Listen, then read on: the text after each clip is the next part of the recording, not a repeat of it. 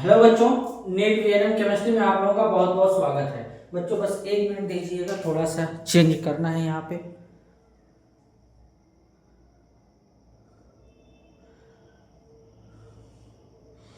चलिए ठीक है, हो गया। तो आज हम लोग बात करेंगे इंपॉर्टेंट टॉपिक के ऊपर। उस टॉपिक का नाम है आईयूपीएसी नॉमेनक्लेचर। किसका सीखेंगे? कॉम्प्लेक्स कंपाउंड का। कैसे लिखते हैं, एक एक चीज को डिस्कस करने वाले हैं। मैं तुम लोगों को कुछ ट्रिक टेक्निक बताऊंगा जिससे तुम कॉम्प्लेक्स कंपाउंड का आईयूपीएसी नाम लिख सकते हो एकदम आसान तरीके से। तो चलो जरा समझते हैं क्या रहेगा आईयूपीएसी नॉमेनक्लेचर। नॉमेनक्लेचर ध्यान से समझना, एक एक बात क्लियर करते चलूंगा। बस तीन ट्रिक टेक्निक बताऊंगा, नाम लिखने आ जाएगा। एक बार चेक कर लो, सब क्लैरिटी के साथ दिख रहा है ना? ठीक है, एक बार क्लियर दिखेगा तो चीजें सही रहेंगी। चलो, तीन रूल। पहला, इफ कॉम्प्लेक्स इज पॉजिटिव। अब पॉजिटिव कॉम्प्लेक्स होगा तो इसका मतलब है कि कॉम्प्लेक्स के ऊपर कौन सा चार्ज होगा बेटा? पॉजिटिव चार्ज होगा। और ये कब पॉसिबल है? When counter ion is non metal. जब काउंटर आयन नॉन मेटल होगा तो पॉजिटिव कॉम्प्लेक्स होगा। अब देखो जरा निकलने का टेक्निक बता देता हूं। सबसे पहले जैसे हमारे पास मान लो CO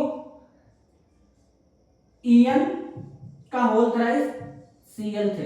देखो अब इसमें ये नॉन मेटल हमारा है, ये हमारा नॉन मेटल है काउंटर आयन, तो कॉम्प्लेक्स के ऊपर चार्ज कितना आएगा? पॉजिटिव आएगा। तो रूल क्या होगा ये देखो, रूल क्या होने वाला है। सबसे पहले किसका नाम लिखेंगे, ध्यान से समझ लेना। सबसे पहले नाम लिखेंगे, अगर ऐसे आया तो naming of number of ligand. Ligand कितने बार है उसका नंबर लिखेंगे। क्लियर है? उसके बाद नेमिंग ऑफ लिगेंड, किसका नाम लिखेंगे? लिगेंड का नाम लिखेंगे। उसके बाद क्या लिखेंगे? प्लस क्या लिखेंगे? Name of central metal atom. जो सेंट्रल मेटल एटम है इसका नाम लिखेंगे। फिर इसके बाद क्या लिखेंगे? Oxidation number in Roman. Roman में ऑक्सीडेशन नंबर लिखेंगे, plus naming of counter ion. Counter ion देखो एक एक टेक्निक बताऊंगा, नाम भी लिखते चलूंगा ताकि तुमको क्लैरिटी के साथ समझ में चीजें आती रहे। तो हमारा पहला रूल क्या है ये समझ लो। पहला रूल ये कहता है कि अगर हमारा काउंटर आयन नॉन मेटल होगा तो सबसे पहले लिगेंड कितने बार है वो लिखेंगे, फिर उसके बाद लिगेंड का नाम लिखेंगे, फिर सेंट्रल मेटल एटम का नाम लिखेंगे, फिर ऑक्सीडेशन नंबर लिखेंगे रोमन में, उसके बाद काउंटर आयन का नाम लिखेंगे। इससे ज्यादा तुमको कुछ मेहनत करना ही नहीं है, कोई भी तुमको रूल रटने की जरूरत नहीं है। एक एक चीज क्लियर होगा अगर बात मान लो, ये टेक्निक याद कर लोगे तब। जबरदस्त टेक्निक मैंने बनाया है। अब जरा समझते हैं, चलो एक बताता हूं। CO यहां पे NH3 6Cl3। देखना जरा ध्यान से, देखना। अब इसका नाम लिखते हैं, चलो नाम लिख के दिखाता हूं। सबसे पहले यहां पे देखो कि लिगेंड कितने बार है? 6 बार है। कोई गैपिंग, कोई स्पेस नहीं, चाहे तो स्मॉल पूरा लिखते चलो, चाहे तो पूरा कैपिटल लिख लो, कोई दिक्कत नहीं है। देखो तो NH3 कितने बार है? 6 बार है, तो हेक्सा। ठीक है, क्या लिखेंगे? एमीन। अब हेक्सा क्यों लिखा गया? क्योंकि लिगेंड कितने बार है? 6 बार है, तो naming of number of ligand कितने बार है? 6 बार। लिगेंड क्या है? एमीन है, तो क्या लिखेंगे? फिर 6 बार के बाद यहाँ पे एमीन लिख देंगे। ये दोनों लाइन हम लोगों ने पूरा कर लिया। सेंट्रल मेटल एटम क्या है? कोबाल्ट। लिखो कोबाल्ट। फिर अब इसका ऑक्सीडेशन स्टेट कैलकुलेट करना, +3 आएगा, मैंने सिखाया है। तो रोमन में कितना लिखेंगे? 3। इसके बाद क्या लिखेंगे? क्लोराइड। काउंटर आयन कितने बार है ये फर्क नहीं पड़ने वाला है, बस काउंटर आयन का नाम लिखने वाले। देखो नाम लिख के रेडी हो गए, hexa, amine, cobalt, third chloride. अगर ये ऐसे आ जाता, आयंस में ब्रेक करते हैं, तो CO NH3 6 + 3। और मैंने बताया था कि जब काउंटर आयन नॉन मेटल होगा तो कॉम्प्लेक्स पॉजिटिव होगा। तो पॉजिटिव हो गया तो अब नाम कैसे लिखेंगे, देखो सेम रहेगा, हेक्सा एमीन कोबाल्ट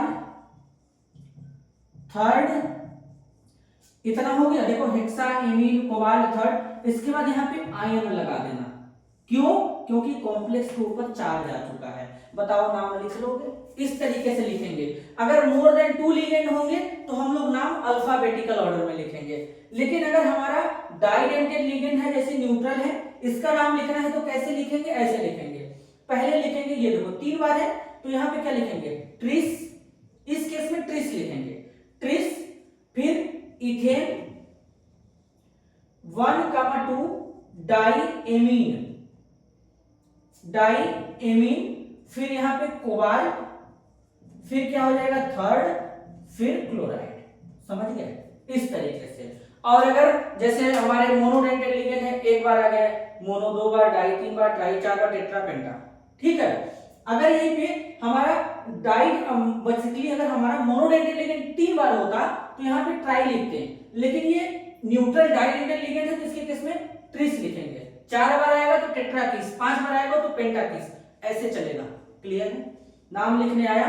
कैसे हम लोग लिखेंगे, आयन का नाम लिखेंगे, पॉजिटिव कॉम्प्लेक्स आयन का नाम कैसे लिखेंगे, फिर हम लोग बेसिकली जब हमारा कॉम्प्लेक्स पॉजिटिव या काउंटर आयन जब नॉन मेटल होगा तो कैसे नाम लिखना है, समझ में आया, ठीक है ना।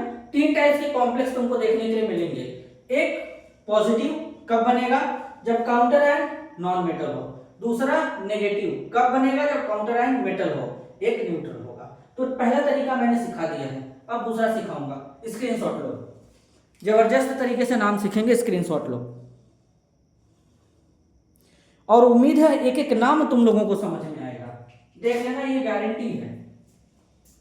चलो जरा इसको अब क्लियर करते हैं। यहां से स्क्रीनशॉट ले चुके होगे, उम्मीद होगा, तो उम्मीद क्या होगा, उम्मीद स्क्रीनशॉट ले लेते होगे। चलो अब दूसरा तरीका बताता हूं, दूसरा ट्रिक बताऊंगा।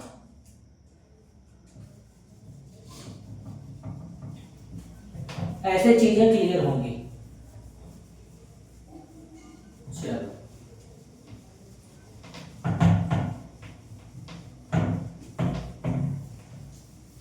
आओ दूसरा समझाता हूं।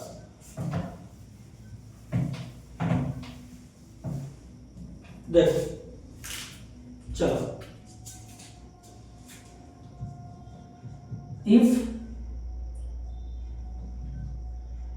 काउंटर आयन इज मेटल, जब काउंटर आयन क्या हो, मेटल हो, और जब काउंटर आयन मेटल होगा तो कौन सा कॉम्प्लेक्स बनेगा, नेगेटिव कॉम्प्लेक्स, यानी कॉम्प्लेक्स के ऊपर कौन सा चार्ज आएगा, नेगेटिव आएगा। चलो दिखाता हूं लिख के, अब जरा ध्यान से समझना। पहले ट्रिक, तो जैसे मान लो K4FeCN6 है, अब इसको आयंस की फॉर्म में अगर हम लिखें तो कैसे लिखेंगे, 4K प्लस FeCN6, यही होगा ना। अब 4 नेगेटिव आ गया, तो देखे यहाँ पे 4 नेगेटिव आया कि नहीं आया, मतलब कॉम्प्लेक्स नेगेटिव है। नाम क्या लिखेंगे, देखो पहले लिखने का टेक्निक क्या होगा, नेमिंग ऑफ काउंटर आयन। जब हमारा कॉम्प्लेक्स नेगेटिव होगा यानी काउंटर आयन मेटल होगा तो पहले काउंटर आयन का नाम लिखेंगे, उसके बाद नाम लिखेंगे किसका, लिगेंड का। Naming of number of ligand, number of ligand, फिर किसका नाम लिखेंगे, naming of ligand, naming of ligand, फिर किसका नाम लिखेंगे, फिर हम नाम लिखेंगे सेंट्रल मेटल एटम का।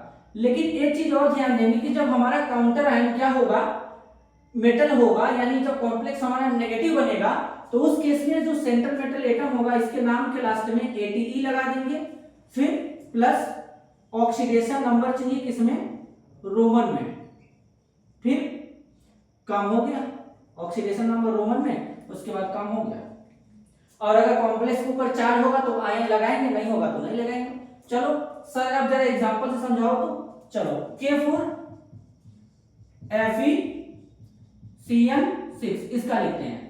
तो काउंटर आयन कितने बार है ये फर्क नहीं पड़ने वाला है, बस काउंटर आयन का नाम लिखना है। सबसे पहला तरीका ये देखो, naming of counter ion, potassium. कौन है काउंटर आयन? पोटेशियम है, ठीक है। अब किसका नाम लिखेंगे? नंबर ऑफ लिगेंड कितने बार है? 6 बार। 6 है तो हेक्सा लिख देंगे। अब सीएन है, सीएन को क्या कहते हैं? साइनो कहते हैं, क्योंकि अगला स्टेप क्या है? Naming of ligand. तो क्या हो जाएगा? साइनो हो जाएगा। सेंट्रल मेटल एटम, आयरन को लैटिन वर्ड में फेरम कहते हैं, तो फेरम को क्या लिखेंगे? फेरेट लिखेंगे, तो फेरेट हो जाएगा। फिर ऑक्सीडेशन नंबर चाहिए रोमन में, तो ऑक्सीडेशन नंबर जब रोमन में चाहिए तो यहाँ पे कैलकुलेट कर लोगे तो आयरन +2 में रहेगा, तो यहाँ पे ये हो जाएगा पोटेशियम हेक्सासाइनोफेरेट सेकेंड।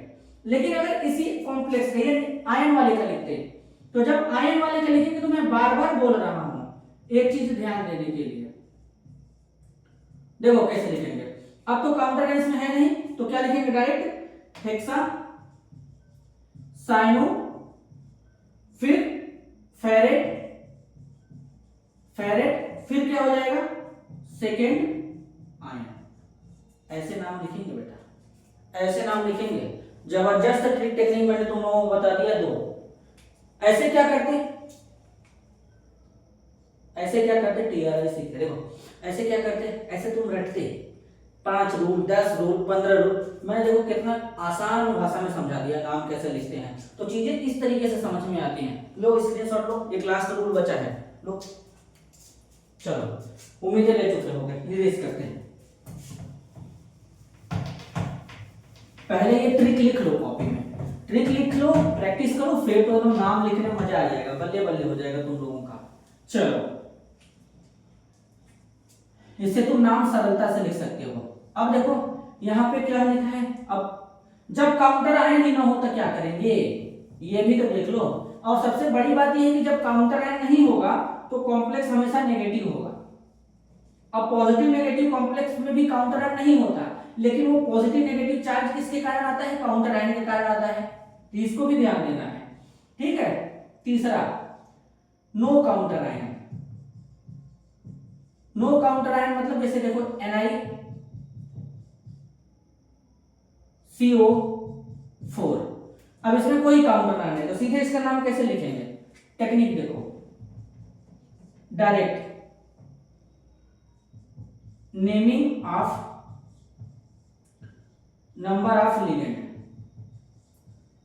फिर क्या लिखेंगे? नेम ऑफ लिगेंड, लिगेंड का नाम लिखेंगे, plus name of central metal atom, plus oxidation state, किसमें? रोमन में। अब जरा देखो इसका नाम कैसे लिखेंगे, तो अब देखो जरा ध्यान से समझ लेना, NiCO4, चलो लिखते हैं। अब नंबरिंग लिगेंड का देख लेते हैं, कितने बार है? 4 बार है, तो 4 को क्या लिखेंगे? टेट्रा। CO को कार्बोनिल कहते हैं, तो टेट्रा कार्बोनिल। Ni को क्या कहते हैं? निकल कहते हैं, टेट्रा कार्बोनिल निकल हो जाएगा। ऑक्सीडेशन स्टेट में इसमें निकालोगे 0 आएगा, तो टेट्रा कार्बोनिल निकल, ठीक है ना। उसके बाद ऑक्सीडेशन स्टेट 0 हो गया। हो गया भाई साहब, तुम नाम लिखना सीख लिए, 10 से 15 मिनट में नाम लिखना सीख लिए। देख लो मैंने 3 टेक्निक बता दिया, 3 ट्रिक टेक्निक बताया, इसके बिहाफ पे तुम तीनों का नाम लिख सकते हो। अब तुम्हारे पास कोई सा भी कॉम्प्लेक्स है लिख लोगे। चलो एक आध प्रैक्टिस करते हैं। जैसे हमारे पास है ये देखो CuNH3,4SO4, क्लियर है। काउंटर आयन मेटल है कि नॉन मेटल है? काउंटर आयन यहाँ पे क्या है? नॉन मेटल है। तो नाम पहले लिगेंड कितने बार है? 4 बार लिखो, टेट्रा, फिर एमीन, टेट्रा एमीन, फिर अब यहां पे क्या हो जाएगा? टेट्रा एमीन के बाद कॉपर, कॉपर, ठीक है। टेट्रा एमीन कॉपर हो गया, फिर इसमें ऑक्सीडेशन स्टेट निकाल लेना, कॉपर का सेकेंड आएगा, तो टेट्रा एमीन कॉपर सेकेंड, यहां पे हो जाएगा सल्फेट, क्लियर है। देखो इस तरीके से नाम लिखेंगे। अब बात समझ में आई? अगर हमारे पास होता K3FeCN6, अब K3 आ गया तो इसका नाम कैसे लिखेंगे?